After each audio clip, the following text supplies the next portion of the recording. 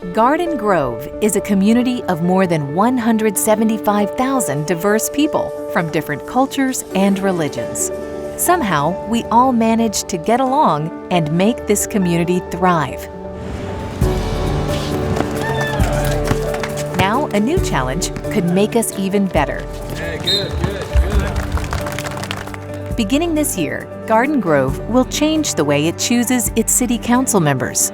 The change could result in stronger neighborhoods and an even more responsive local government.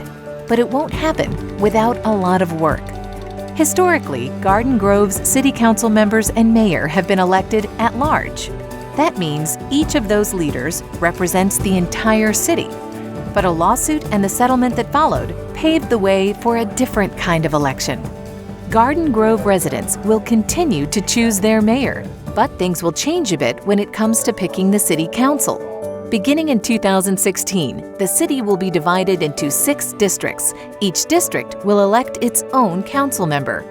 The goal is to have a council that will be effective in representing all of the different interests in the city in a way that they can all work together to generate citywide policies that take into consideration all the needs of the particular neighborhoods.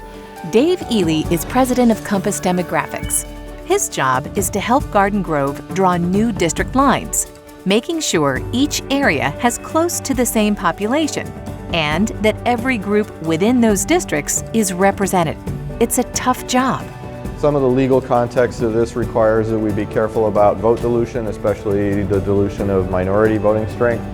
Ely has already crunched the numbers using census information, voter registration, economic data, and other criteria to draw sample maps.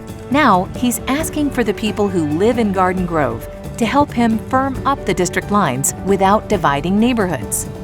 The understanding of people who live in Garden Grove of how Garden Grove functions is really the most important factor that's going to go into drawing these districts.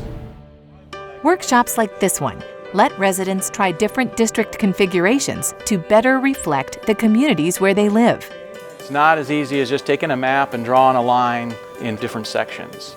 There's a science to it, and I'm kind of glad that I'm not that scientist. There's demographic, voting population, age, ethnicity, socioeconomical issues. There's a lot of things that factor into it. Once all those factors are sorted out, City Council will have several maps to choose from. They must make a decision this year in time for the November 2016 election. This is a historical moment for the city. The city has never had district elections. So the fact that it's happening is a good thing, in my opinion, for the city. In many ways, the new system will work like the federal government. Every state elects its own representatives. They go to Washington, D.C. to do the business of all Americans, making sure that the voices of their constituents are heard.